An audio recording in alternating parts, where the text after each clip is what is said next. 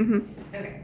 According to the Columbus Dispatch, between 2000 and 2013, Columbus's suburbs have experienced both the fastest population growth and up to 22.8%, and the fastest growth in suburban poverty at the same time, up 113%, one of the highest in Ohio, actually.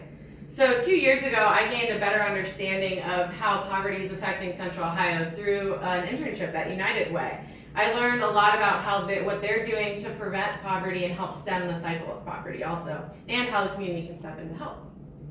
So by choosing to volunteer for just one day, you can help to improve the lives of those in our city. As members of the greater Columbus community, we should strive to help improve our community. All of us are able to volunteer in some way, and there's no shortage of options as to what we can volunteer doing. And we're also not immune to becoming impoverished ourselves, so it's good to know about it ahead of time. So I'm going to talk a little bit today about the cycle of poverty, how United Way is fighting against that cycle, and United Way's impact on the community. So I'm going to begin by talking about the cycle of poverty and some of its effects. So first, those who are impoverished typically don't finish school and also begin to work earlier than other people. According to the Literacy Alliance, workers aged 18 and over with a bachelor's degree today earn about $50,000 a year on average, while those with a high school diploma can earn around $27,000 a year, and those without a high school diploma tend to average about $18,000. So with this, you see the high unemployment rate because these people who don't have degrees can't get better jobs, and those people often actually are who don't finish high school are 8.5% higher to be unemployed than those who have a college degree. So that's a pretty staggering amount in the difference of unemployment. There's also a trend of illiteracy in these impoverished areas. A recent PBS NewsHour actually talked to some teachers and pointed out that these teachers aren't focusing on academics because they're just trying to make sure that the kids are okay. So these kids aren't even getting the opportunity to learn because their teachers want to make sure that they're doing all right. And with this, we see in Franklin County alone that 13% of people are illiterate, which is about 250,000 people in Columbus. So that's a very high amount. We also see that impoverished people tend to cut corners to meet basic needs, which leads to problems down the road. According to Forbes, those who are in poverty spend less money on things such as shoes in order to buy food, but as a result, they then have to buy shoes more frequently because the quality of the shoes are lower. And so then they end up spending more money than somebody who bought a better pair of shoes would. Also, with no money, people often can't buy in bulk in terms of food and other goods, which does tend to save you money in the long run. So they just continuously get stuck in this cycle that they can't get out of on their own. Even if we understand all of these things about poverty, it's important to understand that there are people who are working to stop the cycle of poverty.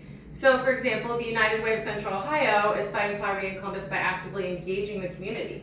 They do their research to understand poverty. For example, their website states that over 200,000 people in Franklin County live in poverty, with 69,000 of those being children.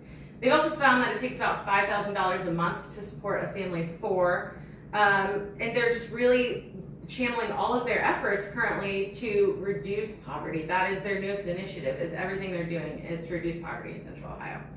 They found that although unemployment is at an all-time low, poverty has not decreased, and this is a problem here in Ohio.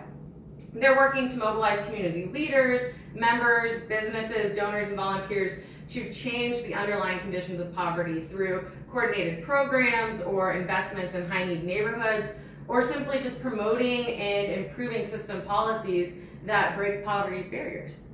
So we're going to dive a little bit deeper into what some of those programs look like in order to fully understand United Way's impact. United Way's programs and events are the cornerstone of how they're fighting poverty. Some of these include their Near East Neighborhood Leadership Academy, which is designed to equip residents in the Near East neighborhood to become agents of change in their neighborhood. So they're giving them the tools and knowledge of how to do that. Another one is their Fresh Foods Here initiative. This actually began in 2011, and it was created in order to increase the availability of healthy foods in Central Ohio for those in poverty, because often a lot of them can't get access to those types of foods.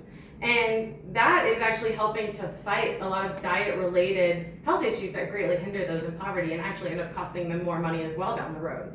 Another one is the Columbus Volunteer Challenge. This is a week-long event in which volunteers are able to participate in different projects throughout Central Ohio. These projects vary greatly, so you're able to choose ones that best suit what you like to do and what you're good at.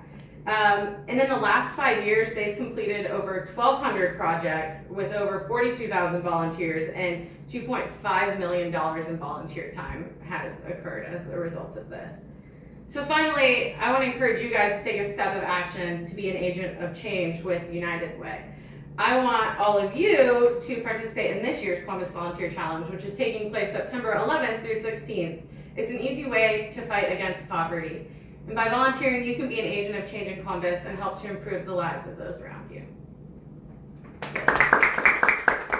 Right on the nose.